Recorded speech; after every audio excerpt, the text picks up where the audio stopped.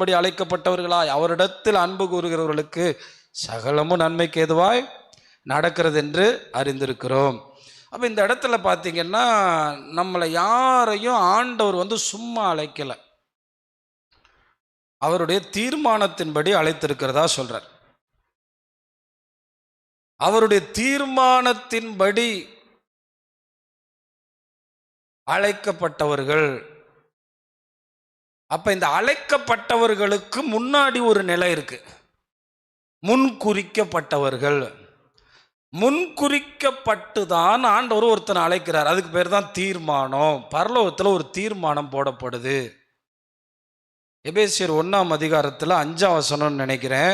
அந்த எபேசியர் 1:5 போட்டிருக்கோம். ரொம்ப ஆச்சரியமான ஒரு பகுதி. என்னன்னா, அங்கே பாருங்க 4ஆம் வசனம், தமக்கு முன்பாக நாம் அன்பில் பரிசுத்தம் உள்ளவர்களும் குற்றம் இல்லாதவர்களுமாயிருப்பதற்கு, பிதாவுக்கு முன்பாக நாம் அன்பில் பரிசுத்தம் உள்ளவர்களும் குற்றம் இல்லாதிருப்பதற்கும் அவர் உலக தோற்றத்திற்கு முன்னே கிறிஸ்துவுக்குள் நம்மை தெரிந்து கொண்டபடியே.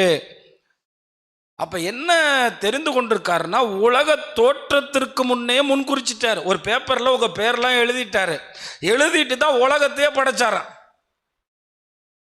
எதுவுமே ஆக்சிடென்ட் இல்லை. உலக தோற்றத்திற்கு முன்னே முன்குறிக்கப்பட்டிருக்கிறோம். நம்ம எல்லாரும் இந்த வருஷம் இப்படி, இது எப்படி அப்படின்னு கேட்டீங்கன்னா, ஏதேன் தோட்டத்தில் மனுஷன் பாவம் செஞ்ச போதே ஒரு சின்ன திட்டத்தை சாத்தான்கிட்ட சொல்லுவார், ஸ்திரீயின் வித்து உன் தலையே நசுக்குவார்னு. அது அவருடைய திட்டத்தில் ஒரு சின்ன பகுதியை வெளிப்படுத்துவார். சாத்தா உடனே நினச்சிக்கிட்டான் ஏவாள்ல இருந்து ஒரு குழந்தை பிறந்து நம்ம தலையை நசுக்கும்னு. ஆனால் ஆண்டவர் அதுக்கு 4000 வருஷம் எடுத்துக்கிட்டார்.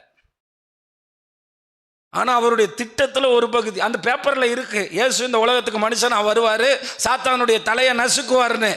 அதுபோல் உங்கள் பேரையும் என் பேரையும் நம்ம பேரையும் ஆண்டவர் உலக தோற்றத்திற்கு முன்னே முன்குறித்து அவர் அழைச்சிருக்கிறார். அதுதான் போட்டிருக்கு, அவருடைய தீர்மானத்தின்படி.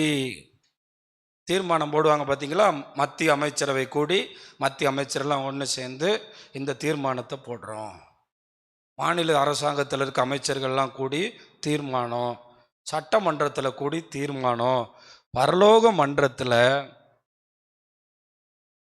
கூடி என்ன போட்டிருக்காங்களாம்? உங்களை தெரிந்து கொள்றதுக்கு, உங்களை ஆண்டவருடைய பிள்ளையா மாத்துறதுக்கு பரலோகத்தில் என்ன போட்டிருக்காங்களாம்? எவ்வளோ பெரிய ஆச்சரியம் பாருங்க. ஆனால் இங்கே நம்ம நினச்சிக்கிட்டு இருக்கோம் நம்ம சாதாரணமான ஆட்கள்னு.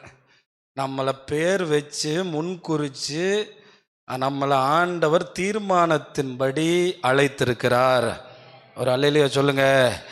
இப்போ இங்கே நீங்கள் கேட்கலாம், நான் எங்கள் அப்பா கிறிஸ்தவர் ஆனதுனால தானே சபைக்கு வந்தேன், ஆவிக்குரிய சபைக்கு வந்தேன். எல்லாரும் வர்றதில்லையே, எல்லாரும் இருக்கிறது இல்லையே, எல்லாரும் ஓட்டத்தை பூர்த்தி செய்கிறது இல்லையே, எல்லாரும் ராஜ்யத்தினுடைய பரிசை பெறுவதில்லையே, எல்லாரும் அந்த மகத்துவமான மேன்மையை பெறுறதில்லையே, எல்லா கிறிஸ்தவனுடைய பிள்ளையும் சபையில் உட்கார்ந்து ஓட்டத்தை ஓடி முடிப்பதில்லையே. அப்போ இங்கே ஒரு விஷயத்தை நல்லா புரிஞ்சுக்கிறணும். தீர்மானம் உலக தோற்றத்திற்கு முன்னே நீங்கள் அவருடைய பிள்ளைகள் ஆக்கப்பட வேண்டும் என்பது தேவனுடைய தீர்மானம். அதை சாத்தான் தடுக்க முடியாதனால நாம் அவருடைய பிள்ளைகள் ஆக்கப்பட்டோம். தெரியுமா? சாதாரண பாக்கியம் இல்லை அது. என்ன, அது அமெரிக்க நாடாளுமன்றத்தில் போட்டதை விட பெரிய தீர்மானம். ஏன்னா அமெரிக்க அதிபர் கூட செத்து போவார்.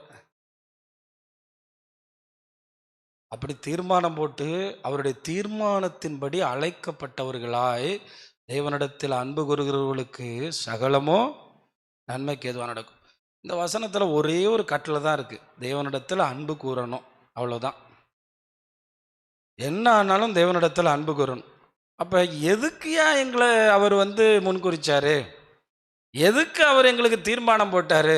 தம்பிங்களா 3 பேரும் தான் ஒருத்தனை பக்கத்தில் வச்சுக்கப்பா, 3 பேரும் தனித்தனியாக வச்சுக்க. எதுக்கு தீர்மானம் போட்டார்? எதுக்கு? தம்பி நீ அந்த லாஸ்ட் போயிடுறா, தம்பி நீ அந்த லாஸ்ட்டில் உட்காரு, ஏன் தனியாக உட்காந்துருக்க, அந்த அண்ணனோட உட்காந்துக்கு போ, அந்த லாஸ்ட்டில் உட்காந்து. டெரி கொஞ்சம் சென்டருக்கு போங்க. ஓகே, கவனிங்க. தீர்மானத்தின்படி நம்ம எல்லாரும் என்ன செய்யப்பட்டோம்? இதெல்லாம் நீங்களே பார்த்து செய்யலாமே தம்பிங்களா. கொஞ்சம் பாட்டுலேருந்து பாடிக்கிட்டு இருக்கேன், அவங்க விளையாண்டுக்கிட்டே தான் இருக்காங்க. சரி, தீர்மானத்தின்படி முன்குறிக்கப்பட்டவர்களாய். இப்போ எதுக்கு தீர்மானம் போட்டார்? இந்த வசனத்தை மட்டும் பிடிச்சிக்கிட்டு டெய்லி காலையில் அதுலேயும் இந்த பின்பக்கத்தை மட்டும் பிடிச்சிக்கிறாங்க. சகலமும் நன்மைக்கு, சகலமும் நன்மைக்கு, சகலமும் நன்மைக்கு. நடக்காது. வசனத்தில் ஒரு உறுப்பு கூட என்ன செய்யக்கூடாது, மாற்றக்கூடாது. வேணா இப்படி சொல்லிக்கிறலாம், அவர்கள் அன்பு கூறுகிறவர்களுக்கு இது ஓகே, இது சூப்பர், இது கண்டிப்பாக நடக்கும். ஏன்னா அவருடைய அன்பு கூறுறவனுக்கு எதுவுமே தீமையாக நடக்காது. அவர்கள் அன்பு கூறுறவனுக்கு மரணமே நன்மை தான், மரணமே நன்மை தான். ஏன்னா மரணத்தையே ஜெயித்தவர் நம்முடைய ஆண்டவர், மரணத்தையே முடித்து எழும்பினவர் நம்முடைய ஆண்டவர், மரணத்துக்கே விடை கொடுத்தவர் நம்முடைய ஆண்டவராகிய இயேசு கிறிஸ்து. கரங்களை தட்டி கர்த்தருக்கு ஒரு மகிமை சொல்லுங்க. அத்தனை மகிமையானவர் நம்முடைய ஆண்டவர். அவர்கிட்ட தோல்வின்னு ஒன்னே கிடையாது, அவர்கிட்ட தோல்வியே இல்லை. அவர் எல்லாத்தையும் ஜெயித்தவர். நீங்க எனக்கு பிரச்சனை நினைச்சுக்கிட்டு இருக்கீங்கல்ல, அப்ப எதுக்கு முன் குறிச்சாரு, எதுக்கு அழைச்சாரு, எதுக்கு தெரிந்து கொண்டாரு, அதுதான் அடுத்த வசனத்தில் சொல்றாரு. தம்முடைய குமாரன் அநேக சகோதரர்களுக்குள்ளே முதற் பேரானவராய் இருக்கும் பொருட்டு தேவன் எவர்களை முன் குறித்தாரோ அவர்களை தமது குமாரனுடைய சாயலுக்கு ஒப்பாய் மாற்றுவார். நிறைய பேர் கேட்பாங்க, என் பிள்ளை என்ன மாதிரியா என் வீட்டுக்கார மாதிரியா, என் பிள்ளை சாயல் என்ன மாதிரியா என் வீட்டுக்கார மாதிரியான்னு. ஆனால் பிதாவினுடைய நோக்கம் என்னவாம்னா, அவரோட மகனாகிய இயேசு எப்படி இருப்பாரோ அப்படியே உங்களை மாற்றணுமா. அப்போ இப்போ நான் கேட்குறேன், இயேசுவை கண்டவன் பிதாவை கண்டவன், பிதாவும் இயேசுவும் ஒரே சாயல் தான். இப்போ நம்ம யாரா மாற போகிறோம்? அப்போ பரலோகம் எப்படி இருக்கும், எவ்வளோ மகிமையாக இருக்கும். எல்லாரும் பிதாவை போல இயேசுவை போல அவருடைய சாயலை அடைய போகிறோம். இதுக்கு தான் உங்களை என்னையும் கொண்டு வந்து உட்கார வச்சிருக்காரு. கை தட்டி கத்துற நல்லா மகிமைப்படுத்துங்க. இதுக்கு தான் நம்மளை உட்கார வச்சிருக்கிறார், இதுக்கு தான் நம்மளை உட்கார வச்சிருக்கார். குமாரனுடைய சாயலுக்கு இணையாக. அதனால இப்ப எப்படி இருக்கிறோங்கிறத பத்தி நீங்க யோசிக்க வேண்டியதில்லை. ஆனா அவர் வரும்போது அவருக்கு ஒப்பாகவே இருப்போம் என்று அறிந்திருக்கிறோம், அவருக்கு இணையாகவே இருப்போம் என்று அறிந்திருக்கிறோம். இப்ப பலவீனமா இருக்கலாம், ஏன்னா இது பாவ சரீரம், ஏன்னா இது மரண சரீரம், ஏன்னா இது வேதனையின் சரீரம், இது மரணத்துக்குள்ளான வாழ்க்கை வாழ்ந்து கொண்டிருக்கிறோம். ஆனால் இயேசு வரும்போது அவருக்கு ஒப்பாகவே நம்ம மாற போகிறோம். அப்போ இங்கே என்ன சொல்ல வர்றாருன்னா, நீங்கள் அவர்கள் அன்பு கூறுகிறவர்களாக இருந்துக்கிட்டே இருந்தீங்கன்னா ஒரு நாள் எல்லாவற்றையும் ஜெயிச்சு, எல்லா பிரச்சனையும் ஜெயித்து, எல்லா கண்ணீரையும் ஜெயித்து, எல்லா வியாகுலத்தையும் ஜெயித்து நீங்கள் அவரை போல மாற போகிறீங்க. அவருக்கு ஒப்பாக ஓரளவுக்கு ஈக்குவலாக இருந்தவன் சாத்தான். கேப்ரியலும் மிகாவேலையும் தாண்டின ஒரு இடத்துல இருந்தவன், அவன் அந்த இடத்துல இருந்து தூக்கிட்டாரு. அவனை விட மகிமையான இடத்துல நம்மளை கொண்டு போக போறாரு. அதான் மென்மை. ஏன்னா அவன் வேலைக்காரன், நம்ம பிள்ளை, அவருடைய குமாரனுடைய சாயலுக்கு ஒப்பா. அதாவது பிதா எப்படி சொல்றாருன்னா, நம்மளெல்லாம் எப்படி பார்க்குறாருன்னா, இயேசுநாதர் மூத்த மகன், அடுத்தடுத்து நீங்கள் எல்லாரும் அவருடைய பிள்ளைங்க, அப்படிதான் பிதா பார்க்குறார். அதான் பிதாவோட அன்பு. இயேசுநாதரை மட்டும் பார்க்கல. அதனாலதான் பவுல் அப்போஸ்தலன் இந்த எழுதும்போது சகோதரருக்குள்ளே, இயேசுவ சகோதரரா நமக்கு, பிதா நமக்கு அப்பாவா, அந்த சகோதரரை போல இயேசுவை போல நம்மளை மாற்றணும் தான் பிதாவோட டார்கெட். அதை பிதா செஞ்சு முடிப்பார். அதுக்கு தான் இந்த வாழ்க்கை, அதுக்கு தான் இந்த ரட்சிப்பு, அதுக்கு தான் சபை, அதுக்கு தான் முன்குறித்தல், அதுக்கு தான் அழைத்தல், அதுக்கு தான் தெரிந்து கொள்ளப்படுதல், அதுக்கு தான் மொத்தம் 5 அனுபவத்தை இருக்கு. அதெல்லாம் ஆண்டவர் செய்கிறாரு. அவர் முன்குறிக்காம ஒரு ஆள் கூட இங்கே வரல. அவர் முன்குறிச்சவங்களை தான் அழைச்சார். யாரோ பாஸ்டர் வந்து அழைச்சிருக்கலாம், இல்லை ஏதோ ஒரு செய்தியில் அழைச்சிருக்கலாம், இல்லை ஏதோ ஒரு நற்செய்தி கூட்டத்தில் அழைச்சிருக்கலாம், இல்லை ஏதோ சிறு வயதில் அழைக்கப்பட்டிருக்கலாம். அவங்க யாரையாவது தேவன் போய் அழைக்கிறாரோ அவர்கள் முன்குறிக்கப்பட்டதுனால் அழைக்கப்பட்டார்கள்.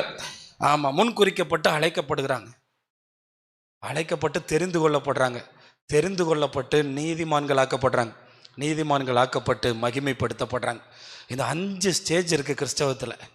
ஆமாம், இந்த 5 நிலைகளை நாம் அடைந்து ராஜ்யத்துக்குள்ளே போகிறோம். இந்த மகிமைப்படுத்தப்படுதல் என்பது ராஜ்யத்துக்குள் பிரவேசித்தல்.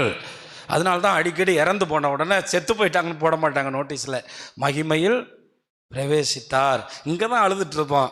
இங்கே அவங்க அங்கே போன உடனே இங்கே உள்ள ஒரு நினைவுகளும் அவங்களுக்கு இருக்காது. இங்கே உள்ள நினைவுகளை அவங்க நினைக்கவும் முடியாது. இங்கே உள்ள காரியங்களை அவங்க ஜெயம் பெற்றவர்கள், அவர்கள் ஜெயித்தவர்கள், அவர்கள் ஓடி முடித்தவர்கள், அவர்கள் வெற்றியாளர்கள், அவர்கள் பரிசு பெற்றவர்கள், அவர்கள் மேன்மையானவர்கள். அந்த மேன்மையை நோக்கி நம்ம இன்னைக்கு பயணம் செஞ்சுக்கிட்டு இருக்கோம். மொத்தம் 12 சீட்டு தான் இயேசுவுக்கு சீசர் ஆகிறதுக்கு இருந்துச்சு. அந்த 12 சீட்டை தேடி தான் போய் கர்த்தர் அழைச்சார். 12 நபர்கள் அவருக்கு வேணும். அவங்க எல்லாருமே முன்குறிக்கப்பட்டவங்க.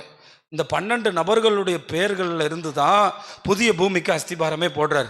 அஸ்திபார கல் 12 கல் வச்சு அஸ்திபாரம் போடுறார். அந்த 12 கல்லில் பேதுரு, யோவான், யாக்கோபு, அந்திரேயா இவங்க பெயர்கள் எல்லாமே எழுதி இருக்கிறது. இப்படி 12 பெயர்களை அவர் அஸ்திபாரம் போட்டு புதிய பூமியை உண்டாக்க போகிறேன்னு அவருக்கு முன்னமே தெரிஞ்சனால தான் அவர் மனுஷனா பிறந்து அவர் ஊழியத்துக்கு வந்து அவருடைய 30வது வயசுல அவர் 12 சீஷர்களை தேடி போய் அழைச்சார். ஏன்னா அவங்க முன்குறிக்கப்பட்டவங்க.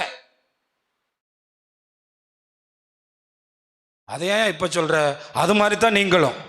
அதனால சொல்றேன், அதே மாதிரி தான் நீங்களும். அப்படித்தான் உங்களையும் கர்த்தர் அழைச்சிக்கு உட்கார வச்சிருக்காரு. அப்படித்தான் நீங்களும் நானும் இங்க வந்திருக்கிறோம். சத்தமா அல்லேலூயா சொல்லுங்களேன். அல்லேலூயா. அதுதான் ரொம்ப மகிமையானது. அது இந்த ரோமர் 8 நீங்கள் படிக்க படிக்க உங்கள் வாழ்க்கையில் ஒரு பெரிய மாற்றம் வரும். ஓகோ, நான் அடிக்கடி நினைப்பேன், யாராவது வந்து நாங்கள் பாதிக்கப்பட்டால் ஒரு 1000 ரூபா கொடுத்து உதவுவாங்க, இல்லை எங்கள் கல்யாணத்துக்கு வந்தால் ஒரு 500 ரூபா கொடுத்துட்டு பெரிய ஆள் போல் நிற்பாங்க, இல்லை ஒரு 5000 ரூபா கொடுப்பாங்க. ஆனால் இயேசுநாதர் மட்டும்தான் என்னை காப்பாற்ற வந்துட்டு அப்படியே விட்டுட்டு போகாமல் அவரை மாதிரியே. இது ஆவிக்குரியவனுக்கு தான் இதை புரிஞ்சுக்கிற முடியும். ஏன்னா வெளிப்படுத்தல் 1 ஒரு வசனம் இருக்குது பார்த்தீங்களா, அவர் ராஜா தானே. அதே மாதிரி வெளிப்படுத்தல் 1 ஒரு வசனம் இருக்குது, நம்மையும் ராஜாக்களும் ஆசாரியர்களுமா. 6ஆம் வசனத்தில் பாருங்கள், நம்மிடத்திலே அன்பு கூர்ந்து தமது இரத்தத்தினாலே நம்முடைய பாவங்கள நம்மை கழுவி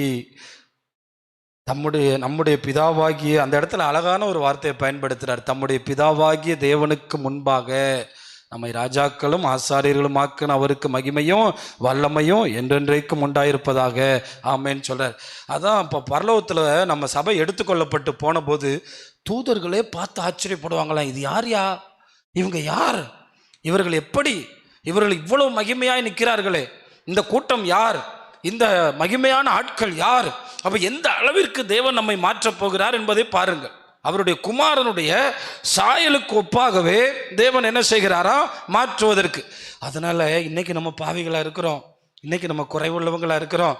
ஆனால் ஆண்டவர் அந்த ப்ராசஸில் நம்மளை வச்சு கொண்டு வந்துட்டே இருக்காரு. நம்முடைய டார்கெட் என்னவா இருக்கணும் தெரியுமா, இயேசுவை போல பரிசுத்தம், இயேசுவை போல அன்பு, இயேசுவை போல நேர்மை, இயேசுவை போல நன்மை, இயேசு பேசுனது மாதிரி பேசணும். இந்த டார்கெட்டை நோக்கி நம்ம மரணத்துக்குள்ளே போய் சேரணும். இது மட்டும்தான் நமக்கு டார்கெட்டாக இருக்கணும். இயேசு எப்படி வாழ்ந்தாரோ அதுக்கு தான் மத்தேயு, மார்க்கு, லூக்கா, யோவான். இயேசு எப்படி பேசினாரோ, இயேசு எப்படி நடந்தாரோ, இயேசு எப்படி நன்மை செய்தாரோ, இயேசு எப்படி தீமையை ஜெயித்தாரோ, இயேசு எப்படி தன்னை மாற்றிக்கொண்டாரோ, இயேசு எப்படி கோபத்தை ஜெயித்தாரோ, இயேசு எப்படி வைராக்கியமாய் வாழ்ந்தாரோ, இதை போல நம்மளை கொஞ்சம் கொஞ்சமாக பிராக்டிஸ் பண்ணிக்கிட்டே வரணும். ஆனால் அந்த ரோமர் 8:28 அவர்கள் அன்பு கூறுகிறவர்களுக்குன்னு ஒரு பதம் இருக்குது பார்த்தீங்களா, அது ரொம்ப சாதாரணமான வார்த்தை இல்லை. அது ரொம்ப சாதாரணமான வார்த்தை இல்லவே இல்லை. அது அவ்வளோ சீக்கிரம் நம்ம செய்ய முடியுமான்னு கேட்டால் ரொம்ப கஷ்டம். ஆனால் செய்யணும். நீங்கள் எல்லாருமே நினைப்பீங்க, எனக்கு நல்ல ஒரு வாழ்க்கை வரும், சந்தோஷம் இருக்குன்னு தான் நான் ஆண்டவரை பின்பற்றேன். ஆனால் நான் நினச்சதுக்கு எதிர்மாறாக மாறுது. நான் எப்படி இப்போ நேசிக்க இப்போ எப்படி நான் ஆண்டவர் அன்பு கூறுறது, அதான் நான் பின்னாடியே வர்றேன். இந்த வசனத்தை மட்டும்தான் உங்களுக்கு நான் சொல்லிகிட்டே வர போகிறேன். அங்கே என்ன சொல்ல வர்றாரு, அதுக்கடுத்து சொல்கிறாரு. இப்போ 30ஆம் வசனத்தில் கொஞ்சம் கொண்டு வர்றாரு. அவர் எவர் தீர்மானத்தின்படி அழைக்கப்பட்டவர்கள்னு சொல்கிறார் 28. 30 சொல்கிறாரு, எவர்களை முன் குறித்தாரோ அவர்களை தான் என்ன பண்ணாரா, அழைத்தார். அப்போ அவர்கிட்ட ஒரு பேப்பர் இருக்குது, இவங்கள தான் அழைக்கணும் அப்படின்னு. ஆனால் இந்தியாவில் ஒரு எக்ஸாமுக்கு அழைக்கும் போது முன்குறிக்கப்பட்டு அழைக்கிறது இல்லை, கால் ஃபார் பண்ணுறோம், எத்தனை பேர் வேணாலும் ஃபில் பண்ணு, யார் வேணாலும் எழுது. 10வது பாஸ் ஆகிருக்கியா நீ எழுது, 12வது பாஸ் ஆகிருக்கியா எழுதுப்பா, டிகிரி பாஸ் ஆகிருக்கியா, டிகிரி குவாலிஃபிகேஷனை யார் வேணாலும் வா. ஆனால் இங்கே யார் வேணாலும் வர முடியாது, முன்குறிக்கப்பட்டவங்களை தான் கூட்டிகிட்டு வந்திருக்காரு. இதை முதல்ல புரிஞ்சுக்கிறணும். உங்கள் ஃப்ரெண்டை ஒரு ஆராதனைக்கு வந்து இங்கே உட்கார வைங்க, ஒரு ஆராதனைக்கு 3 மணி நேரம் இங்கே உட்கார வச்சுட்டு போங்க பார்ப்போம்.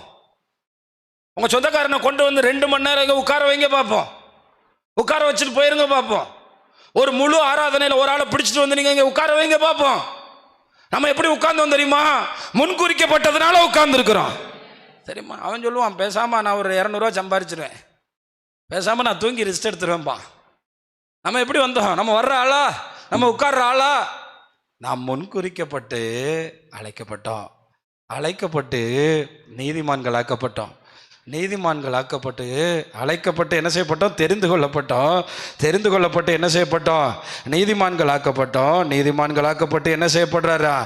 மகிமைப்படுத்துறாரு. இங்கே என்ன சொல்லியிருக்காரு? எவர்களை முன்குறித்தாரோ அழைத்தாரோ நீதிமான்கள் ஆக்கினார். நீதிமான்கள் ஆக்கினாரோ அவர்களை என்ன செய்கிறாரு?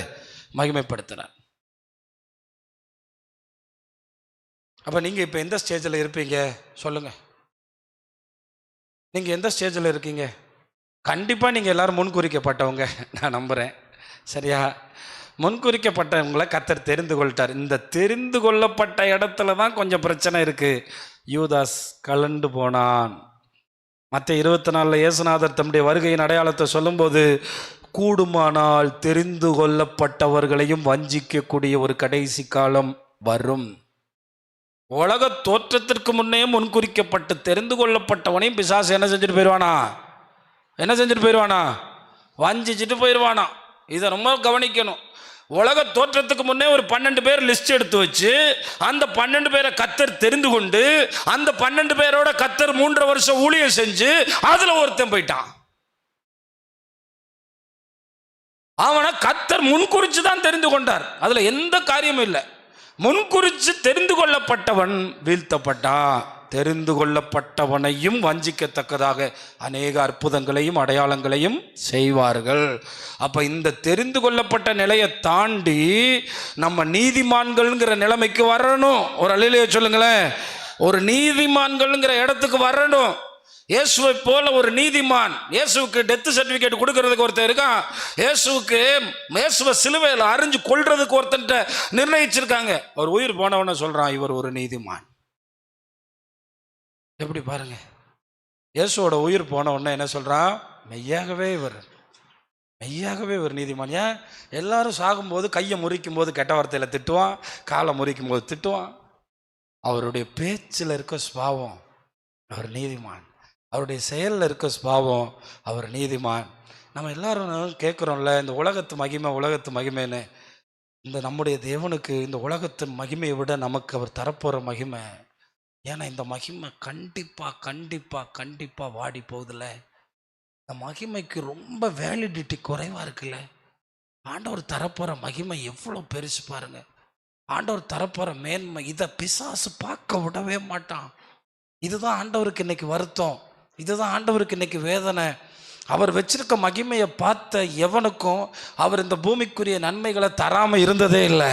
ஏன்னா அவன் பார்த்தது மேலே உள்ள மகிமையை. ஆனால் இந்த மகிமையை பார்த்த எவனுக்கும் இது அவர் கொடுத்ததே இல்லை. இங்கே பிரச்சனை இருக்கு. இதை தூக்கி எரிஞ்சிட்டு போன மோசேயை தான் இதுன்னு மேலானவைகளை கர்த்தர் கொடுத்து சரித்திரத்திலேயே இடம் பிடிக்க வச்சாரு. இது வேணும்னு சொல்லுவேன். அவரை நேசிக்க முடியாது. அங்கேதான் யூதாஸ் தவறி போயிட்டான். அவனுக்கு வச்சிருந்த மேன்மை ரொம்ப பெருசு, அதை பார்க்க முடியல. ஆனால் இயேசுநாதர் எபிரேயர் 2:2 என்ன சொல்லப்பட்டிருக்கு? அவர் தமக்கு முன் வைத்த அவமானத்தை எண்ணாமல் எதை பார்த்தாராம்? மகிமையை பார்த்தாராம். அதனால தான் அவருடைய நோக்கமெல்லாம் அந்த மகிமை இன்னும் கொஞ்ச நேரம் தானே வலிக்கட்டும், இந்த வாழ்க்கை தானே வலிக்கட்டும், இந்த வாழ்க்கை தானே, இந்த அவமானம் தானே போட்டோம், இந்த பிரச்சனை தானே தாங்கிக்கிறோம், இந்த கஷ்டம் தானே தாங்கிக்கிறோம், இயேசுவுக்காக இதானே தாங்கிக்கிறோம். அப்படித்தான் அவர் சகிச்சார். அப்படித்தான் அவர் தாண்டினார். அவர் அந்த மகிமையை பார்த்தார். அவர் கிடைச்ச மகிமை, பிதா எப்படிப்பட்ட மகிமை அவருக்கு வச்சிருந்தார் பார்த்தீங்களா? நோட் பண்ணி வச்சிருந்தார். நியாய தீர்ப்பு செய்யும் அதிகாரத்தை தாம் செய்யாமல் குமாரனுக்கு கொடுத்தார். இன்னுமே மகிமை மட்டும்தான் அவருக்கு, இன்னுமே கனம் மட்டும்தான் அவருக்கு. சகல மகிமைக்கு உரியவராக இயேசு மாறிவிட்டார். அதுக்கு காரணம் அவர் பிதாவை அன்பு செய்ய தவறவே இல்லை. அவருடைய வாழ்க்கையில் பிதாவை அன்பு செய்து கொண்டே இருந்தார். இந்த இடத்துல நீங்கள் கவனித்து பாருங்கள். முன்குறிக்கிறார், அழைக்கிறார், நீதிமான்கள் ஆக்குகிறார். அவர்களை என்ன செய்வாராம்? மகிமைப்படுத்துவார். இப்படி நம்மை முன்குறித்து கர்த்தர் அழைத்து நீதிமான்கள் ஆக்கி அவர் மகிமைப்படுத்த போகிறார். இப்ப ஆண்டவர் அந்த அழைத்த தேவனுடைய பிள்ளைகளை, தேவன் தெரிந்து கொள்ளப்பட்ட தேவனுடைய பிள்ளைகளுக்கு 2 ஆசீர்வாதம் இருக்கான். ஒன்று, யாரை கர்த்தர் தெரிந்து கொண்டாரோ அவருடைய பட்சத்தில் கர்த்தர் நிற்பாரா. பயங்கரமான ஒரு ஆசீர்வாதத்தை நான் இதை பார்த்தேன். என்ன சொல்லப்பட்டிருக்கு தெரியுமா? ஆமாம், இவைகளை குறித்து நாம் என்ன சொல்லுவோம்? தேவன் நம்முடைய பட்சத்தில் இருந்தால் நமக்கு விரோதமாக இருப்பவன் யார்? எல்லாரும் சொல்லுங்க. தேவனால் தெரிந்து கொள்ளப்பட்டவனுக்கு விரோதமாக ஒருத்தனும் எழும்ப முடியாது. ஒருத்தனும் எழும்ப முடியாது. நீங்கள் உண்மையிலே தேவனால் தெரிந்து கொள்ளப்பட்டவனா எந்த பில்லி சூனியமும், எந்த மந்திரவாதமும், எந்த பொறாமையும், எந்த எரிச்சலும், எத்தனை பேர் சேர்ந்து பில்லி சூனியம் வச்சாலும், எத்தனை கோடி வச்சாலும், எத்தனை உங்களை வீழ்த்தணும் நினைச்சாலும் முடியாது. ஏன்னா நீங்கள் தெரிந்து கொள்ளப்பட்டவன். தெரிந்து கொள்ளப்பட்ட பட்சத்தில் கர்த்தர் இருக்கிறார். கரந்தட்டி கர்த்தரை மகிமைப்படுத்துங்க.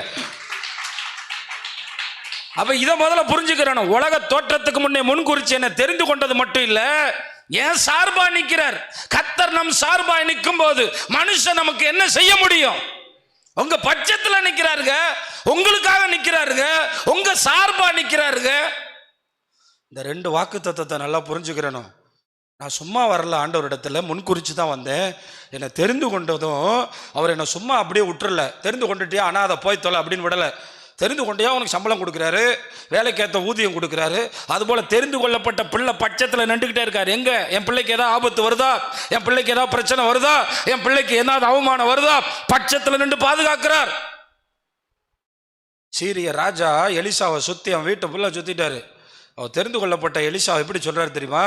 ஆண்டவரே, வீட்டை சுற்றிலும் அக்கினி மயமான ரதம் நிற்கிது. பெனதாத்தினுடைய ஆட்களால் நகண்டு உள்ள வர முடியல. ஆனால் எலிசாவினுடைய வேலைக்காரன் பயந்து சாவுறான். ஐயோ, சீரிய படைகள் நம்மளை சுற்றி வந்துருச்சு, எஜமானே நம்ம என்ன செய்யறதுன்னு. அப்போ அவர் என்ன ஜெபம் பண்ணார்? ஆண்டவரே, இவன் பார்க்கும்படி இவனும் பார்க்கட்டும். ஆண்டவர் பார்த்தா தக்க தக்க தக்க தக்கன்னு எலிசா வீட்டை சுற்றி எரியுது. எலிசா வீடு வேணா கூடாரமாக இருக்கலாம், எலிசா வீடு வேணா சின்னதாக இருக்கலாம், ஆனால் கர்த்தரால் தெரிந்து கொள்ளப்பட்டவனுக்கு கர்த்தருடைய பாதுகாப்பு இருக்கு. அவன் பட்சத்தில் கர்த்தர் நிற்பார். உலகமே அவனுக்கு விரோதமாக நிற்கலாம், கிராமமே அவனுக்கு விரோதமாக நிற்கலாம், எல்லாரும் அவனுக்கு விரோதமாக நிற்கலாம், அதிகாரங்கள் அவனுக்கு விரோதமாக நிற்கலாம், துறைத்தனங்கள் அவனுக்கு விரோதமாக நிற்கலாம், எல்லாரும் அவனுக்கு எதிராக எழும்பலாம். ஆனால் ஒருத்தர் அவன் பட்சத்தில் நிற்பார். இன்னைக்கு நம்ம யாருன்னே தெரியல, நமக்கு யார் நிற்கிறான்னு தெரியல, நம்ம பின்னாடி கர்த்தர் எவ்வளவு வல்லமையா நின்றுகிட்டு இருக்காருன்னு தெரியல, கர்த்தர் நம்ம சார்பா நின்று யுத்தம் பண்றாருன்னு தெரியல, கர்த்தரால் தெரிந்து கொள்ளப்பட்டவனுடைய ஆசீர்வாதத்தை பத்தி நமக்கு தெரியல. அவங்க ரெண்டு காரியத்தை சொல்றாரு. நான் அவன் பட்சத்தில் நிற்கிறேன், நான் அவன் சார்பா நிற்கிறேன், நான் அவனுக்காக நிற்கிறேன், அவனுக்கு எல்லாமா நான் நிற்கிறேன்னு சொல்றாரு. அப்படி நின்றதுனாலதான் நீ என்னை விட்டுட்டு நீ பரலோகத்துக்கு போறியா, நீ என் பக்கம் இருந்து அந்த பக்கம் போறியா? ஒரு புறஜாதியா தெரிந்து கொள்ளப்பட்டவனா இருந்து ஒரு நாள் சர்ச்சுக்கு வந்துட்டு அவனை ஒரு நாள் உயிரோட வாழ விடக்கூடாதுன்னு பிசாசு நினைப்பான், தெரியுமா? சாது சுந்தர் சிங்கன்னு ஒரு தேவ மனுஷனை என்னென்ன வகையிலேயோ ஒத்த ஆம்பளை பிள்ளைனால அவனை மயக்கிறதுக்கு நகைகளை கொடுத்து பார்த்தான், பணத்தை கொடுத்து பார்த்தான், நிலத்தை கொடுத்து பார்த்தான், அதிகாரத்தை கொடுத்து பார்த்தான், எதுக்குமே மயங்காதனால சாப்பாட்டில் விஷம் வச்சு சொந்த அப்பாவும் அம்மாவும் கொல்ல பார்த்தாங்க. சொந்த அப்பாவும் அம்மாவும் பெத்த தாய் தகப்பன் தன்னோட ஒரே மகனை விஷம் வச்சு கொல்ல பார்த்தாங்க. ஆனால் சாவுக்கு எதுவான எதையும் நீ சாப்பிட்டாலும் அது ஒன்றும் செய்யலை. ஏன்னா கர்த்தர் பட்சத்தில் இருக்கிறனால. அந்த மனுஷனை ராமநாதபுரம் வரைக்கும் கொண்டு வந்தாராம். சொல்லுவாங்க 1700களில் 800களில் எனக்கு தெரியாது, ராமநாதபுரத்துக்கு வந்திருக்காராம். இந்த பக்கம் ராம்நாட்டுக்கு வந்திருக்காரு, அந்த பக்கம் திபத்துக்கும் போயிருக்காராம். அவங்களாம் எப்படி ஃப்ளைட்டாக இருந்துச்சு அன்னைக்கு, எப்படி வந்தாங்கன்னே தெரில. எத்தனையோ பகுதிகளுக்கு ஊழியம் செஞ்சிருக்கிறாராம். அப்படி அவர்கள் நடந்து நடந்து நடந்து ஆண்டவருக்காக என்ன செய்தார்கள்? அன்றைக்கு இருந்த வாகன வசதிகள், அன்றைக்கு இருந்த ரட்சிக்கப்பட்ட மக்களோடு இணைந்து திபத்தில் கொல்ல பார்த்தாங்க. திபத்தில் எரும மாட்டு தோலை என்னமோ சுற்றி பயங்கரமான வெயிலில் போட்டு கொஞ்சம் கொஞ்சமாக அந்த தோல் உருக உருக சாக அடிக்கலான்னு பார்த்தாங்க. ஒன்றும் பண்ண முடியல. கிணத்துல தூக்கி போட்டாங்க, ஒன்றும் பண்ண முடியல. எரேமியா மாதிரி வெளியே வந்துட்டாரு. அதனால தெரிஞ்சுக்கிறணும், கர்த்தர் நம்ம பட்சத்தில் இருக்கார். ஏன்னா நம்ம கர்த்தரால் தெரிந்து கொள்ளப்பட்டவங்க. இதை புரிஞ்சுக்கிறணும். ஐயோ, ஊருக்கு கூப்பிட்டு பஞ்சாயத்து பண்றானே, கர்த்தர் பட்சத்தில் இருக்கிறாரு. ஐயோ, வேலை செய்யற இடத்துல எதுக்குறானே, கர்த்தர் உங்க பட்சத்தில் இருக்கிறாரு. ஐயோ, உதவி தரமாட்டேன்னு சொல்றானே, கர்த்தர் உன் பட்சத்தில் இருக்கிறாரு. ஐயோ, உங்களை தள்ளி வைக்கிறேன்னு சொல்றானே, கர்த்தர் உன் பட்சத்தில் இருக்கிறாரு. ஐயோ, உன்னை ஒதுக்கிடுவேன்னு சொல்றானே, கர்த்தர் உன் பட்சத்தில் இருக்கிறாரு. இது புரிஞ்சுக்கிறணும். ஐயோ, எனக்கு யாருமே இல்லையே, கர்த்தர் என் பட்சத்தில் இருக்கிறாரு. கை வைத்து சொல்லுங்க, கர்த்தர் என் பட்சத்தில் இருக்கிறார். மனுஷன் எனக்கு என்ன செய்வான்? நம்மளை பார்த்தா அப்படியே இருக்கு. நம்மளை பார்த்தா என்ன சொல்றோம் தெரியுமா? எனக்கு யார் இருக்கா, எனக்கு யார் இருக்கா. இது காரணம் என்ன தெரியுமா? நமக்கு வசனம் தெரியல, நமக்கு வார்த்தை இல்லை. நம்ம இன்னைக்கு ஆவிக்குரிய பட்டினியோட கிடைக்கிறோம். யாரோ சொல்றதை மட்டும் கேட்டுட்டு என்னமோ பண்ணிட்டு இருக்கோம். நமக்கு ஆவியானவருக்குள்ள ஒரு தொடர்பு இருந்தால் இந்த வார்த்தைகளை எடுத்து கொண்டு வந்து நம்முடைய ஆத்மாவுக்குள்ள ஊடுருவி பாய வைப்பார். நம்முடைய ஆத்மாவை துள்ள பண்ணுவார். நம்மை நம்பிக்கையற்றவர்களாய் விடமாட்டார். நம்மை திக்கற்றவர்களாய் விடமாட்டார். நாம் ஏதோ ஒன்றும் இல்லாதவர்கள் போல் நாம் இருக்க மாட்டோம். கர்த்தரின் பட்சத்தில் இருக்கிறார், கர்த்தரின் பட்சத்தில் இருக்கிறார், கர்த்தர் எனக்கு துணையா இருக்கிறார், கர்த்தர் எனக்கு உதவியா இருக்கிறார் என்கிற நம்பிக்கை நமக்குள்ள இருந்து கொண்டே இருக்கும். ஏன்னா இத்தனாவது வருஷம் நான் பிறக்கணும்னு அவர் தீர்மானிச்சாரு. இத்தனாவது வருஷம் நான் ரட்சிக்கப்படணும்னு அவர் தீர்மானிச்சாரு. இதெல்லாம் அவர் தீர்மானம். அவர் புள்ளி வச்சு தான் கோலம் போட்டிருக்காரு. எல்லாமே அவர் முன் குறித்து தான் நடக்கும். இனியும் உங்கள் வாழ்க்கையில் எல்லாமே அப்படித்தான் நடந்து முடியும். ஆனால் ஒன்று மட்டும் செய்யணும், அவர் அன்பு கூறணும். என்ன செய்யணும்? இந்த ராத்திரியில் தான் நம்ம 2 ஸ்பெஷல் மீட்டிங் வச்சோம். ஏப்ரல் 14 நம்ம கூட அவர் பேசின ஒரு வார்த்தை, சிகரத்தில் ஒன்றை வச்சிருக்காரு, கீழே விழுகிறது உங்கள் பொறுப்பு தான். நான் அவரை நேசிக்காமல் உலகத்துலேயும் அசுத்தத்துலேயும் பிறல்வேன்னா சிகரத்துலேருந்து கீழே விழுந்துதான் ஆகணும். ஆனால் அவர் எங்களை கொண்டு போய் சிகரத்தில் தான் வைக்க விரும்புகிறாரு. நீங்கள் சிகரத்துலேருந்து கீழே விழுவ போகிறீங்கன்னா அதனால தான் இன்றைக்கி பிசாசு நம்மளை அவரை நேசித்து பாட விட மாட்டேங்கிறான், அவரை நேசித்து வர விட மாட்டேங்கிறான், அவர் பின்னாடி நிற்க விட மாட்டேங்கிறான், அவர் அன்பு கூற விட மாட்டேங்கிறான். ஏன்னா தெரியும் அவர் அன்பு கூர்ந்தா எல்லாம் நன்மையாக மாறிடும்னு, அவர் அன்பு கூர்ந்தா மறுபடியும் உயர்ந்துருவான்னு, அவர் அன்பு கூர்ந்தா மேன்மையில் போயிடுவோன்னு தெரியும். அங்கே தான் நமக்கு செக் வைக்கிறான். ரெண்டாவது நமக்கு இருக்க இன்னொரு பிரச்சனை, எனக்கு என்ன கிடைக்கும்? அங்கே சொல்லியிருக்கு, சொந்த மகனையே பிதா தந்த பிறகு இந்த வீடு, நிலம், காசு, வேலை, பணம், அது இது, வேலை, பட்டம், பதவி, சுகம், இதெல்லாம் தராமல் இருப்பாரா? இதை ஒரு 1000 தடவை சொல்லி பாருங்க. உங்கள் மகனை நீங்கள் இராணுவத்துக்கு அனுப்புவீங்களா? இல்லை உங்கள் மகனை உங்களை விட்டு தூரமான தேசத்துக்கு அனுப்புவீங்களா? அனுப்புவீங்களா? சொல்லுங்கள், அனுப்புவீங்களா? எனக்கு தெரிஞ்ச ஒருத்தவங்க 2 பேரும் பிறவியிலே பெரிய பணக்காரங்க. பிறவிலன்னா பயங்கரமான சொத்துக்காரங்க. அவங்களுக்கு அவங்க வீட்டுக்காரருக்கு எங்கே சொத்து இருக்குன்னு அவருக்கு தெரியாதான், வீட்டுக்கார அம்மாவுக்கு எங்கே சொத்து இருக்குன்னு அவருக்கு தெரியாதான். ஆனால் அந்த ஒத்த பையனை அமெரிக்காவுக்கு அனுப்பிட்டாங்க. இவனுக்கு இப்போ அமெரிக்காவிலேருந்து இந்தியா வர முடியாதான், கல்யாணமே அமெரிக்காவில் தான் பண்ணணுமா. எப்படி? நம்ம ட்ரம்ப் ஐயா போட்ட ஏதோ சட்டத்தில் சிக்கிட்டு இருக்கானா, அதனால அமெரிக்காவில் பொண்ணு தேடி தேடி பார்த்துட்டாங்க, பொண்ணே கிடைக்க மாட்டேங்க. ஆனால் இங்கே அம்மாவும் அப்பாவும் இங்கே கிடக்கு, பையன் இங்கே கிடக்குறான். இன்னைக்கு உலக மனுஷங்க வாழ்கிற வாழ்க்கையை பாருங்க, வாழ்க்கையை பாருங்க. பணம் என்றதுக்கு முடியாத அளவுக்கு இருக்குது. பேசாமல் ஒரு 1000 பேருக்கு கொடுத்து உதவலாம். நீங்கள் 1000 பேருக்கு நல்லா இருங்கன்னு சொல்லலாம், அவ்வளோ பணம் இருக்குது. நினச்சா ஃப்ளைட்டில் ஏறி போகலாம், ஃப்ளைட்டில் ஏறி இறங்கலாம். ஆனால் இன்றைக்கி அவன் அங்கே கோடிக்கணக்கில் சம்பாரிச்சுட்டு அங்கே உட்காந்துருக்கான், இவன் இங்கே உட்காந்துருக்கான். அவனுக்கு என்ன கிடைக்கலையா? பொண்ணு கிடைக்கலையா? ஆனால் நம்மளை எவ்வளோ நல்லா நடத்துகிறாரு. கையை தட்டி கர்த்தரை நல்லா மகிமைப்படுத்துங்களேன். அல்லேலூயா. இத்தனை பணமும் இத்தனை ஐஸ்வர்யமும் வச்சிருக்கவனுக்கு எப்படி கல்யாணம் பண்ணுறதுன்னு அப்பா ஒரு பக்கம், அம்மா ஒரு பக்கம், அவன் ஒரு பக்கம், இங்கிட்டு ஒரு பக்கம், எல்லாரும் ஒரு பக்கம் முட்டி மோதுறாங்க. ஆனால் நம்மளை ஏற்ற காலத்தில் எல்லாத்தையும் தந்து நடத்த நம்மை தெரிந்து கொண்ட ஆண்டவர் இருக்கிறாரு. அதனால தான் சொல்லணும், உங்களுக்கு அவர் குறை வைக்க மாட்டார். தெரிந்து கொள்ளப்பட்டவனுக்கு ஏதாவது குறை இருக்குன்னு சொன்னால் நீங்கள் சொல்லணும், மகனையே தந்தவர். பெர்க்மன்ஸ் பாடினார்ல, மற்ற அனைத்தையும் தரமாட்டாரா, மகனையே அப்போ தெரிந்து கொள்ளப்பட்டவங்க மைண்டில் இந்த 2 இருக்கணும். ஒருத்தனும் எனக்கு விரோதமாக வர முடியாது, கர்த்தர். பட் 2வது, எனக்கு அவர் குறை வைக்க மாட்டார். எல்லாம் மகனையே தந்தவர். இதெல்லாம் அவர் தராமல் இருக்கவே முடியாது. இதெல்லாம் எனக்கு தர முடியும். ஆனால் நான் அதை சரியாக புரிஞ்சுக்கிறேன். நான் அவரில் அன்பு கூறுறதை விட்டுறக்கூடாது. நான் அவரை நேசிக்காமல் இருந்துட்டேன்னா மகனை தந்த நோக்கம் குறைஞ்சிரும், மகனை தந்த நோக்கம் நிறைவேறாது. அப்புறம் எப்படி தர முடியும்? இங்கே தான் பிரச்சனை. மகனை தந்ததை அவரை போல மாத்துறதுக்கு. ஆனால் மகனை தந்த நோக்கத்தையே நம்ம விட்டுட்டோம்னா அப்போ இங்கே என்ன பிரச்சனைனா, அன்பு கூறுறதை நிறுத்தாமல் இருந்தீங்கன்னா சகலமும் வந்துக்கிட்டே இருக்கும்.